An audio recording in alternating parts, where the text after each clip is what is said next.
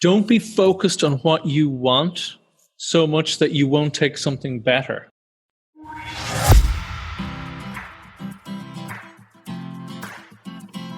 Hi, I'm Trish Tagley, and this is Optimal Instinct, the podcast.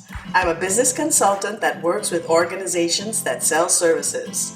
Organizations that want clients to stay longer, be more open to upsell, and refer often. Why am I different?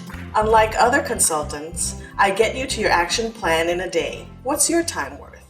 Today on our podcast, we have as our guest Al McBride, who is a coach, facilitator, and trainer for over 10 years, who has started numerous small businesses since he was 21. He's a regular guest lecturer and facilitator at multiple universities in Ireland on topics such as cognitive behavioral coaching, entrepreneurship, and innovation. He coaches executives and business owners across an array of industries, including software, law, aviation, telecoms, and corporate finance, to name a few. Over the past few years, he's been giving his clients the psychological edge in negotiation and helping them perform under pressure. He's the creator of the Goliath negotiation method. Some little-known facts about Al. Most don't know he's an international cat sitter, and he started his first business, which was a walking tour of the streets of Florence in Italy. Hi, Al. Hi, Trish. Thank you for having me on. Great to see you. Yes, we finally get to connect.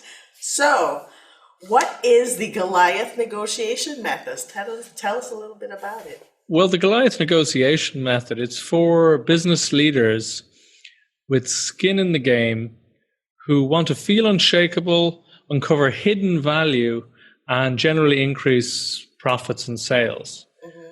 So an awful lot of these people, they are forced into having to negotiate as part of their work, whether part of their job or part of their role. And it mightn't be their main skill set. Mm-hmm. Often they don't particularly enjoy it. But it's one of those areas where even a small improvement can make a lasting or much larger effect. Mm-hmm. So when they actually focus on that, even as I said, small little gains can really magnify and compound. Mm-hmm. And is there a little example you can give, like something that you have worked with a client on? Yeah, just one particular business owner. An awful lot of what I do, first of all, is it's in cross-table negotiation, but there's a lot more in the preparation for those negotiations. Mm-hmm. So, as I said, one big part is getting, you might say, psychologically ready so that you're not emotionally over-invested, so you're not emotionally fragile, as I say. That's the part of one client said, I really felt unshakable afterwards, that I could be fully present, fully engaged right there with the other side, but I wasn't compromised by it. I neither needed to feel like I was bullying anyone, but I could be very authentically myself. And a lot of people get a huge amount of confidence from that. But the other part of that is that in that preparation, they also get much greater clarity about exactly what they want and why they want it. And that gives a huge amount of extra confidence in one way, but in a broader impact on their business, an awful lot of people then see, they see gems and opportunities even within their business in the preparation for some of their big negotiations with some of their main clients or main suppliers. Yeah. So before they hire you, what can you say are the common mistakes that people make when they're trying to negotiate something? Well, there's a lot, as you might imagine, Trish. There's a lot. And I was thinking about this. What are the common mistakes? And I think you can distill it down to maybe a mindset approach that is a general problem, and then loads of little problems spring out from that. The first one is that they mix up compromising with collaborating. So, and what that means as an example is compromising is that there's this immediate feel and acceptance of loss, like haggling at a market or something, that you're immediately compromising. And just like they think that's negotiation, that they give away too many things way too soon before they actually have more exploratory discovery type conversations to try and see exactly what the other side need and how that fixes in with their needs, rather than jumping way too soon to price. Price is something that you want to do at the very, very last stage, when you've worked out if you're a good fit to work together in the first place, and then other potential opportunities for getting value with each other, things that only you can deliver to each other, which also, makes then the deal that you make far more robust, because it's way, way far out of just being a commodity transaction. I give you a service, you give me cash, or the other way around, you know, and it takes a way out of that.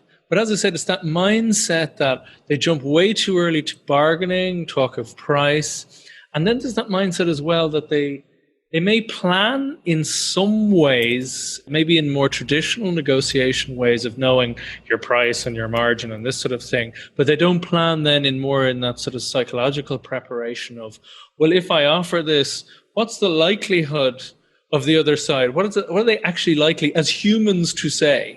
And you can usually split that into sort of, the charming camp or the more aggressive camp, and that way you're more, as I say, emotionally prepared. So when they say, that's not really good enough, you're going to have to do better, or whatever, maybe the slightly more aggressive tactics, that kind of thing, that you're emotionally prepared for that, so that you can play that game, rather than being, oh no, they've rejected my first opening offer, they don't like me, and all these sort of things. Whereas, as I said, when you're better prepared, you can really roll with a lot of that, and you can enjoy it. You can enjoy the process that bit more. Be more adaptive, basically, more adaptable. Do you find that, okay, this is a little bit of a different question, but do you find that people who negotiate, does experience count into this, is basically the question I'm asking you. If you negotiate, okay. It's the simple answer. But that works in the inverted U. So like, it's not just like the more experience, the better. It's like experience will help you. Like if you've never negotiated before, okay, maybe of some level of naivety and beginner's luck type thing, but generally people who are used to interacting in those business situations, whether it's direct sales or whether it's just talking to clients or customers, maybe in their earlier work capacities, they'll have that bit of confidence there. But then, as I said, you can have super experienced negotiators who can still get stuck. I mean, a lot of my clients, about 60, maybe 80% of my clients are what I like to call nice but nervous. So, so they're very good at what they do, whatever that service might be, or that skill set that they started a business around. But then this negotiation, it's a bit like having to network or having to do accounts. You're hoping you can outsource most of it to someone who does it better. But with negotiation, they really do have to be at the helm. So I help them, as I said, the nice but nervous people, they can make a lot of ground really rather quickly. But the other problem, as I said, nice but nervous people, they don't usually like the negotiation. They want it done as soon as possible. They find it awkward. They find it very uncomfortable. They don't thrive in it. And often they feel like they kind of left a lot of money, a lot of opportunity on the table. And sometimes they even feel like they were a bit bullied. They were a bit screwed over in it. And that's often when the deals don't really last, when they end up having to renege on the deal or come back to them. And it's all just really unpleasant and uncomfortable emotions around the whole transaction, which doesn't make for a very good working relationship with, as I said, whether it's a client or indeed a supplier or something like that. But the other type of person who would work with a good bit less would be what we call the natural negotiator. And these are people, you're a natural negotiator, Trish. I've seen you in action. You're highly adept and very natural in negotiating. But often I found that an awful lot of natural negotiator, and whether I've worked with some of them in corporate finance, some of them in litigation, some of them in huge deals, and they're very, very good at what they do. But there's a similar problem that, like the nice but nervous, they actually only have a very limited range of being, of the role that they adopt when they go into the negotiation room. And that limits them, because it works maybe 80% of the time, maybe 90% of the time. But then there's this deal every now and again, but regularly, where the other side just do not like them. Whatever used to work doesn't work, and the deal completely falls flat or falls through, and they don't know why, and they don't know what to do about it. And those are the people that I can usually give that other ways of being, expand that out. So I wouldn't hold back any skill set they have or experience they have, but just sort of fill it out in more directions and more opportunity. And this has been a huge help, particularly with a litigation lawyer friend and client. And this was huge for him. It was like, oh, I have these other modes that I can jump into. You know, when he had the label for, it's like, then he could think very strategically going, oh, okay, I overplayed that. Had a very bad reaction on the other side, whereas sometimes it flies. It's like, okay, now I can be more in a different mode of being to bring them back on side, whereas before maybe just the whole thing fell through and it was very, very aggressive or a lot of friction going on, you know? So I'm not sure. I hope that answers the question. Yes, it absolutely does. It absolutely does. Fascinating, actually. So is there a tip that you could give our listeners to help them maybe with their slight or I mean, as I said, it's that planning is a good start, and you don't need. I mean, I have methods of planning that I can direct you to as a free resource a little later on. But even just having a think, just getting crystal clear, what do I want? Why do I want it? And now that sounds ridiculously simple, Trish. Yes, it does. But you know, often the simple things, people don't really go deep on it. They don't really go. And this, by the way, this refers to one of those great phrases in negotiation, which is, don't be focused on what you want so much that you won't take something better.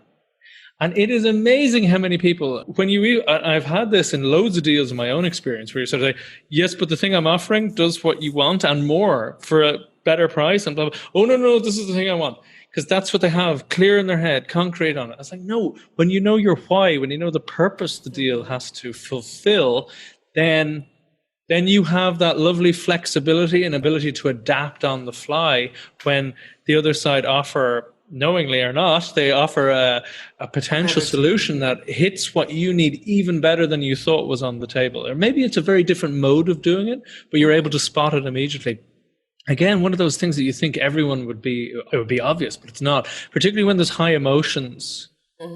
Emotions of either, you know, oh, I nearly have them where I want them type of thing, or emotions on the more, as you said, the more vulnerable side where, I really want this to be over. Just get it done, you know?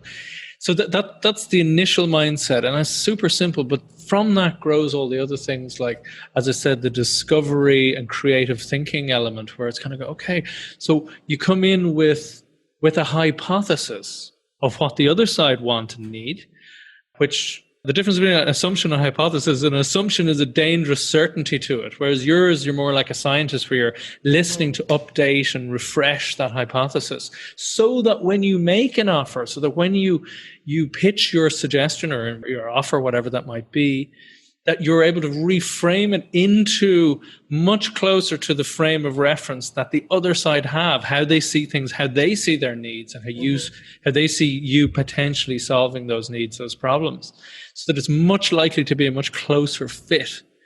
But the other is also then this idea that, how do you put it, that it's this idea of keeping your emotions as your ally. You want to be able to get into a certain level of flow in your negotiations.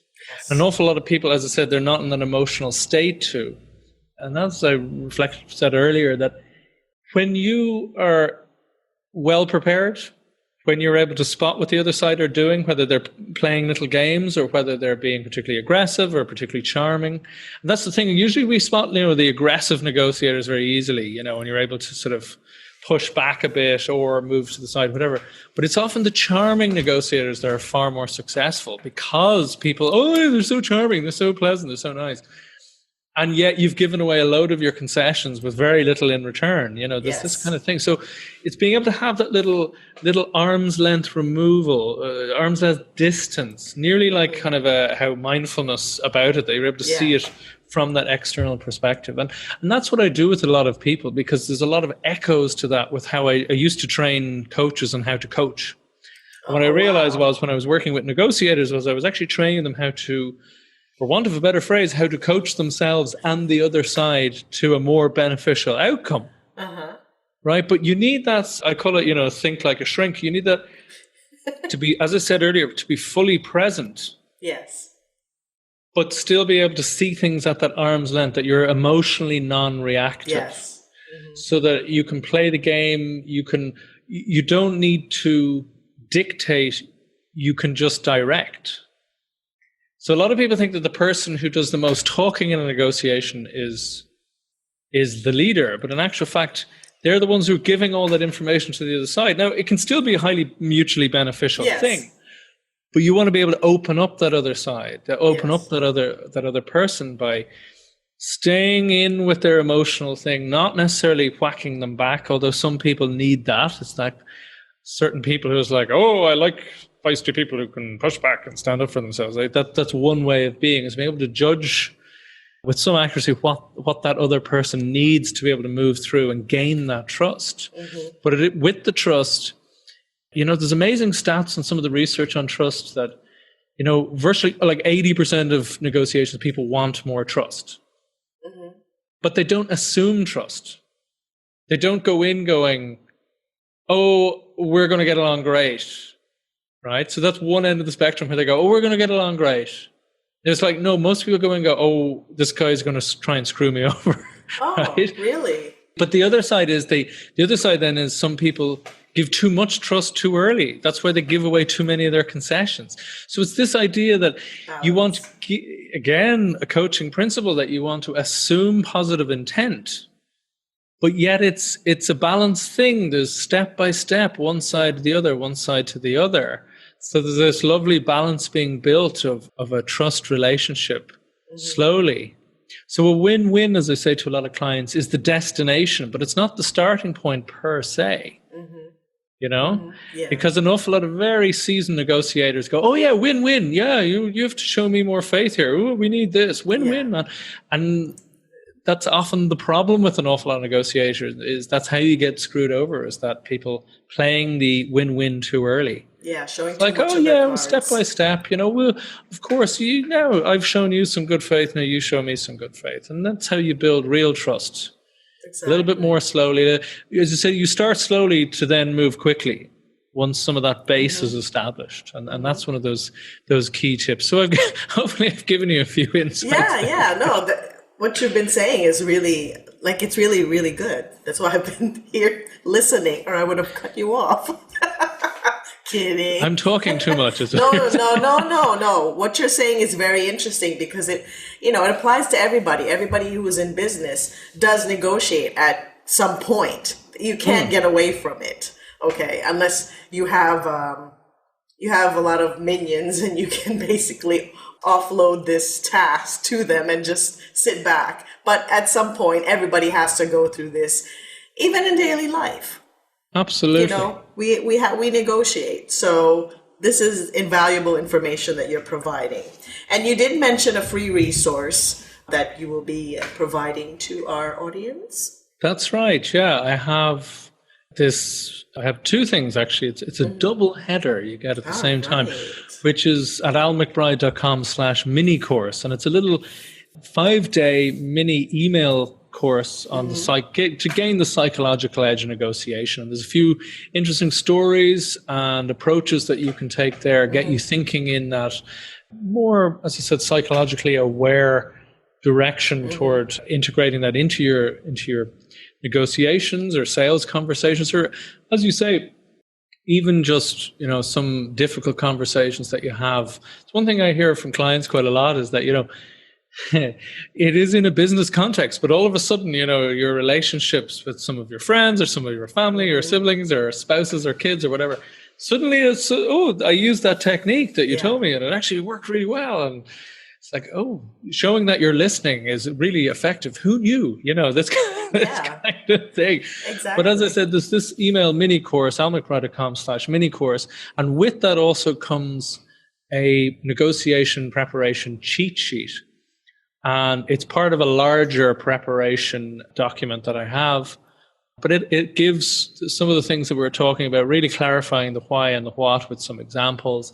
And then also be doing that creative thinking, doing that as what we call non-cash items. Yeah. Or what they call intangibles. Yes. And that helps you flesh out some of those extra value things you can add to the table from your side, and indeed what the other side might be able to give you that would really sweeten the deal. So yeah. So everybody, make sure you head on over to Al's site. It's almcbride.com/mini course and pick that up. I actually did, and I did do the mini course. Oh, I yes. did. How did you like it? I loved it. I good. actually did it every day that it came in. Okay. Well impressed. So, what is the question that I should have asked you that I did not? Well, I'm sure there are lots of questions you should have asked me. They didn't. I suppose one of the ones I do get quite a bit, and it is related to a question you asked me earlier, but it's a slightly different angle, is, are great negotiators born or made? So, and that's always an interesting question, not so much just for the question, but what's behind the question, which is, can I really learn this stuff? Or is it kind of one of those things that we either have or we don't have ultimately? And I don't know. I mean, what do you think? You're in sales for years, Trish. Are great salespeople born or made? Because I have an opinion on this. Yes. Okay. So for me, because I work with leadership, right? So we can interchange those terms. Are they born or are they made? I think it depends on the person. It does. It's a case by case basis. It is, but I do think most people can. But I think there's that sort of fixed mindset for growth mindset at work there behind the question is number one. The other thing is this assumption, and it is a thing when people see a lot of natural negotiators, as described earlier, who are really like wheeler dealer types and able to get these flashy deals, that they think, that must be how people need to be in a negotiation. And it's not the case at all. It's like different leadership styles. There's a huge array of different leadership styles, which can be perfectly authentic and successful. And I would say the same with negotiators, particularly around that area where with salespeople, a lot of non-sales or non-experienced salespeople think that, salesperson has to be a high extrovert. And yet you see that actually it's on an introvert extrovert 1 to 5 scale. And it's normally the 3s that do the best, because they're confident enough to engage in conversation, to push back a little, to ask maybe a more probing question, that kind of thing. But they're also introvert enough to listen, to really hear the answers and to let the other side speak when they're giving them gold, Whereas often you find that more extrovert or more aggressive types will do an awful lot of assumptions from just a few words, from a few sentences, and are over-aggressive. Client or indeed the other negotiation partner doesn't feel heard, and they can often sour a lot of relationships that otherwise could be very healthy. So my answer for that is, everyone can improve their negotiation persuasion skills. Absolutely. Precisely. It goes back to what you said about mindset, and that's, it's the same for me with leadership, but we're, talking about negotiator. I mean, if you have somebody who's a role model and you're not an especially good negotiator, then you can observe their behavior and then start learning from there. So that's one of the ways. But I also believe that people have to be willing to learn. As you said, it goes back to mindset. So are they born or are they made? It depends. Who do you want to be?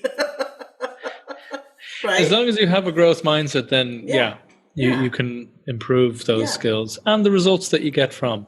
Exactly. And if you don't, then no. So, on that note, thank you very much, Al. This was great. Thank you very much for having me on the show, Trish. Yeah, absolutely. I'll have you back again. And we'll have Al's URL in the show notes. And thank you very much for being on Optimal Instinct, the podcast. Again, I'm Trish Tagley, and we'll see you again next time. Bye-bye. Thank you very much for joining us on Optimal Instinct with Trish. If you've enjoyed what you've heard, head on over to iTunes, subscribe, and if you really enjoy the content, leave us a well-appreciated review. If you are looking to create an environment that partners your desire for more profitable, more productive, and greater referability in client relationships, combined with sustained team morale, then I suggest you head over to clientvaluedemo.com to learn more about the C's value model. Talk soon.